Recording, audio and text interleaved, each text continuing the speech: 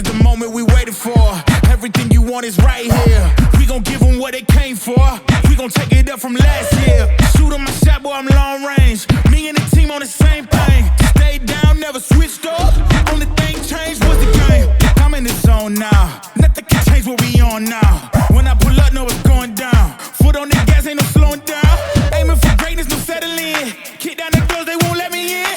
Taking no else, yeah, I gotta win. Watch me kick down the doors, they won't let me in. Who running the game now? Foot on the gas, can slow down. No, my team, we holding it down. We know we running it now. Watch the game change. Watch the game change. Watch the game change. Watch the game change, yeah.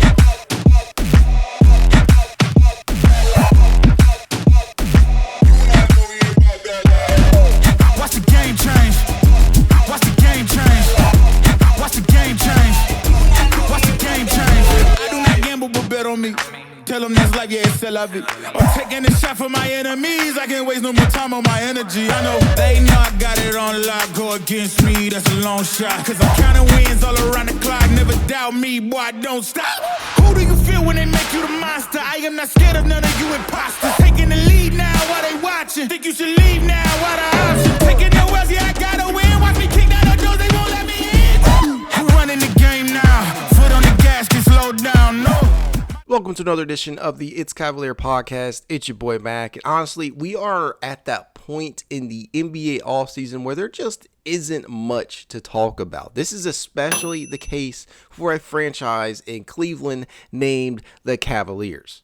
Outside of re-signing most of the core and hiring a new coaching staff, the news has been few, far, and in between with this franchise. That doesn't mean we don't have anything, though. Most recently, we got confirmation that last year's lone draft selection, Emoni Bates, is returning, albeit on a two-way contract, just like last season. And this makes sense for him, in my opinion. He still needs a ton of seasoning, still needs some work, so still needs some of those reps down with the charge. It was nice to see him look noticeably bulkier in summer league play, something that we all, including Bates himself, knew would have to be the case to be able to withstand the hard, the hard fouls and the rigors of the NBA, just being able to withstand contact. He has never been the most athletic player, and I do wonder if the added weight could slow him down even further, but at the end of the day, he needed to be able to do it, to be able to take contact when driving towards the rim. Now, we know that he could be eventually impactful at the next level as a catch and shoot menace,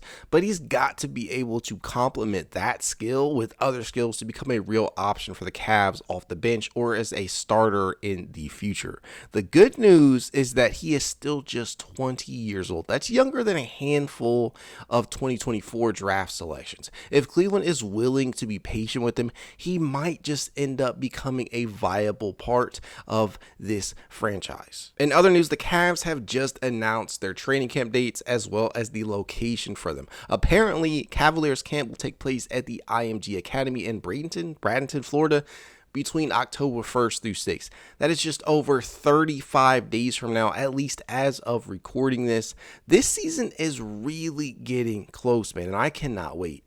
Seems like a great opportunity, according to Kobe Altman, who said the city of Sarasota and IMG Academy in Bradenton is the perfect backdrop for our training camp this year. This is a unique opportunity for us to utilize a world-class facility away from our usual environment, providing an excellent setting for building team chemistry and culture. We extend our gratitude to IMG Academy in the surrounding areas for their warm hospitality in hosting our organization. Their state-of-the-art facilities and supportive communities will be instrumental in helping us prepare for the upcoming season. It should also be noted that the Cavs will also hold a media day in Cleveland on September 30th, right before the start of camp. Now, we all love media day, right? Because it's the first time that we often get live looks or updated photos for certain players, as well as a healthy dose of questions from the local and national media.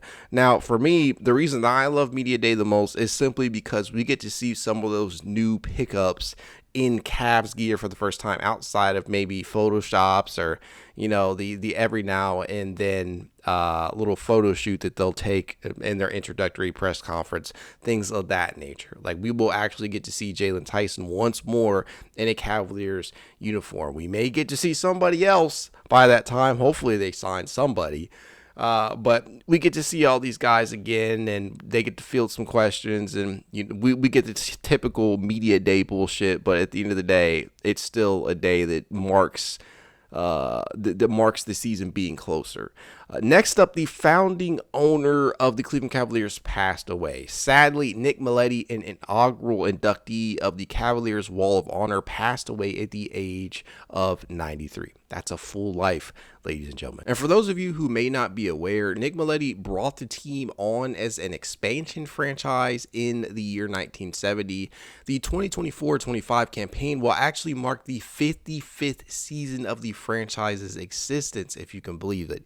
He was the son of Sicilian immigrants who emerged as one of the city's most powerful men during his time after purchasing a minor league hockey team, the Cleveland Barons, in the Cleveland Arena in 1968. He became a key figure in ownership groups that started purchasing or founding other franchises.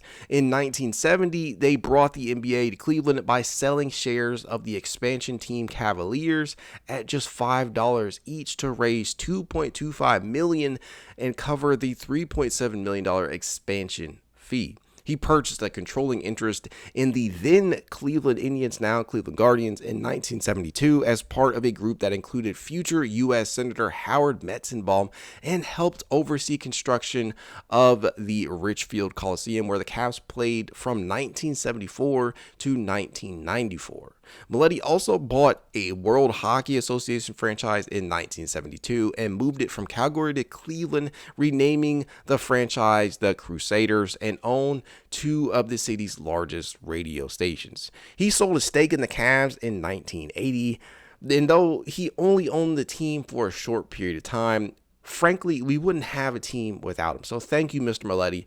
Rest in peace. Now, on the Isaac Okoro front, there still isn't any real concrete news out there. It should be noted, however, that Brian Windhorst recently stated that he believes the Cavs have hardlined in contract negotiations with Isaac Okoro. And to take things a step further, he compared the Okoro situation with that of former Cavalier Collin Sexton, stating, to go back to a couple years ago when Collin Sexton was a restricted free agent from the Cavs, if you remember, it got very late in summer. I think it was in August. Windhorst said of Sexton's negotiations with the team before recounting the Donovan Mitchell trade. He ended up getting signed and traded, but I remember that before he got signed and traded, there was very, very minimal negotiation that took place between the Cavs and Sexton. The Cavs sort of really hardlined and probably would have stayed on the hardline had they not ended up getting a chance to trade for Donovan Mitchell. And then they worked out the sign and trade. I think this is the same situation here. The Cavs have hardlined with another restricted free agent, Isaac Okoro. I think there's only been a little bit of talking back and forth. I'm sure it will increase as we get closer to camp. I think the Cavs are realizing that all the money out there is spent. Okoro has the option of taking his qualifying offer. I am told the Cavs made a multi-year offer, whatever that's worth. Now, as I've said time and time again, this is me, not Brian. I think Okoro will be back, but there is always the possibility of that sign and trade. Hell, it's being rumored right now that the Detroit Pistons and former Cavs head coach JB Bickerstaff is wildly interested in Okoro. Time will tell what will end up happening, but I have to believe that this situation is going to have some resolution here soon, whether he signs that qualifying offer and comes back, or he signs a qualifying offer and they work out some type of sign and trade with another team, or a multi-year offer and they end up having to move somebody else to get some of that salary cap off the table so that they are out of luxury tax territory. But gotta get a resolution here soon. It's getting really, really late into the summer, but as noted by Brian and many others, this is not the first time this type of situation has played out. We've seen it with Tristan Thompson, we've seen it with J.R. Smith, we've seen it with Collin Sexton, each one a little bit different in its own right, but at the end of the day, we're still talking about players who presumably did not like the offers that they were being initially presented before ultimately finding some sort of resolution, whether that be resigning a multi-year offer or being moved in some type of deal. Outside of that, we finally have all the ratings for all 4 members of the core 4 in NBA 2K25. Donovan Mitchell is the latest to be revealed, having a rating of 92 overall and ranking as the game's 14th best player. Evan Mobley is rated 86 overall after a pretty injury-filled 2023-24 season, and I think that's accurate as of now for him.